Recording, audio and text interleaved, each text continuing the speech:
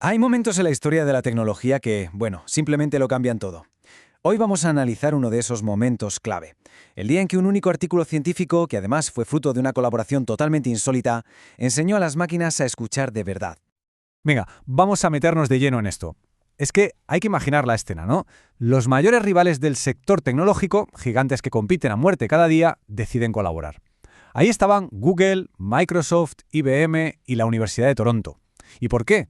Pues porque todos, absolutamente todos, se estaban dando contra el mismo muro. Y la solución que encontraron juntos iba a desatar la revolución de la IA que estamos viviendo hoy. A ver, si pensamos en cómo eran los asistentes de voz de aquella época, eran un desastre, súper frustrantes. Apenas entendían órdenes sencillas y cometían errores todo el rato. La tecnología que había detrás, que había sido el estándar durante décadas, sencillamente es que ya no daba para más, había tocado techo. El que mandaba en ese momento, por así decirlo, eran los modelos de mezcla gaussiana, los GMM. Su enfoque era puramente estadístico. Lo que hacían era escuchar un trocito de sonido minúsculo de milisegundos y calculaban la probabilidad de que ese sonido fuera, pues, por ejemplo, el principio de una A o el final de una S.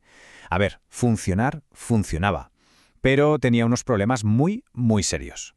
Entonces, ¿cuál era el problema de fondo? Pues, para empezar, que los GMM eran súper ineficientes. El habla humana es un caos, es súper compleja y desordenada. Como dice el propio artículo, los datos del habla están en una variedad no lineal compleja. Los GMM necesitaban una cantidad de parámetros absurda para intentar modelar esto, y ni aún así lo conseguían del todo. Y lo peor es que no pillaban el contexto, no entendían cómo un sonido influye en el siguiente.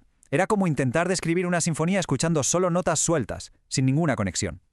Y de repente, en medio de todo esto, surge un nuevo contendiente, la red neuronal profunda, o DNN.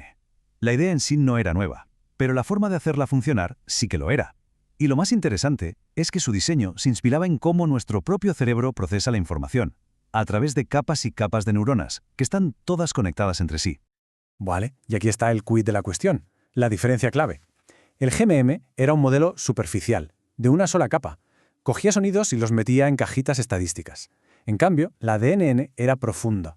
Tenía un montón de capas, y cada una aprendía algo un poquito más abstracto que la anterior. O sea, no solo clasificaba, sino que aprendía a entender la estructura misma del sonido. Esto es genial porque nos deja ver cómo piensa, por así decirlo. La primera capa podría detectar cosas básicas, como frecuencias agudas o graves.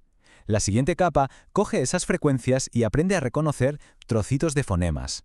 Luego, la capa de arriba combina esos trocitos para identificar fonemas enteros, como una A, una O o una S. Y así va construyendo la comprensión capa a capa, de lo más simple a lo más complejo.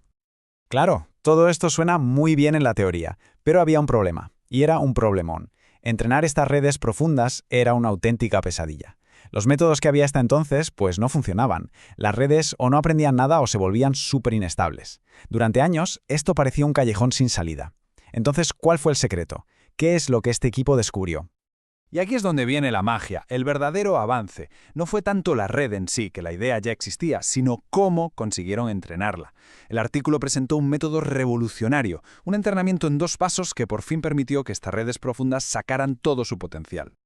Vale, ¿y cómo lo hicieron? Pues con un método de 2 pasos, que es una idea brillante. Primero está el preentrenamiento generativo. Aquí, la red se pasa horas y horas escuchando audio, sin transcripciones, sin nada. Su único objetivo es aprender la estructura del habla humana, las escalas y los acordes. Y después viene el ajuste fino. Ahora sí, se le dan datos etiquetados, el audio con su transcripción. Y la red usa todo lo que ha aprendido antes para, esta vez sí, reconocer palabras específicas. Ahora aprende a tocar la canción. Y mirad, esta cita del propio paper lo clava. El primer paso no es tiempo perdido, para nada, es la clave de todo. Lo que hace es colocar a la red en un buen punto de partida, por así decirlo. Y desde ahí el aprendizaje específico es muchísimo más rápido y eficaz. Y, muy importante, evita que la red se limite a memorizar los ejemplos que le das, un problema muy común que se conoce como sobreajuste. Bueno, y con esta arma secreta en sus manos, pues llegó la hora de la verdad, ¿no? El momento de ponerla a prueba. El equipo enfrentó su nuevo modelo de DNN contra los sistemas GMM más potentes de la época en una serie de benchmarks de reconocimiento de voz que eran increíblemente duros. Y aquí los tenemos, los resultados. Fijaos en la tabla. Da igual la tarea que miremos, transcribir conversaciones telefónicas súper caóticas en Switchboard, entender búsquedas de voz en Google o lo que se dice en vídeos de YouTube. El patrón se repite una y otra vez. La columna de la DNN siempre muestra una tasa de error mucho más baja. Y no era una mejora pequeña, ¿eh? Era un salto brutal.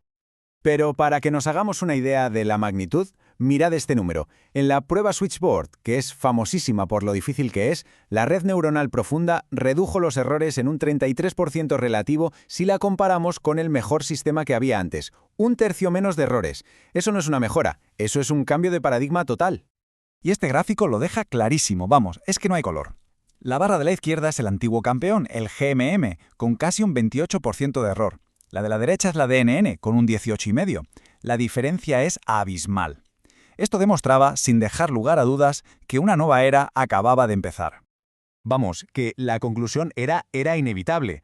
Esto no era una pequeña mejora, una optimización más. La red neuronal profunda, que por fin había sido desbloqueada gracias a este nuevo método de entrenamiento, representaba un avance fundamental, un auténtico salto generacional en la capacidad de las máquinas para entendernos. Y lo más increíble es que la onda expansiva no se quedó solo ahí, en el reconocimiento de voz. Las técnicas, los principios que se demostraron en este artículo de 2012 se convirtieron en la chispa que encendió la revolución del Deep Learning. Poco después, ideas muy parecidas transformaron por completo el reconocimiento de imágenes, la traducción automática y, al final, sentaron las bases de los modelos de IA generativa que nos dejan con la boca abierta hoy en día. Entonces, resumiendo, ¿por qué arrasaron de esta manera? ¿Cuál fue la clave? Pues porque atacaron los problemas de raíz. En lugar de intentar simplificar el habla y meterla en cajitas estadísticas, aprendieron su estructura real, con toda su complejidad.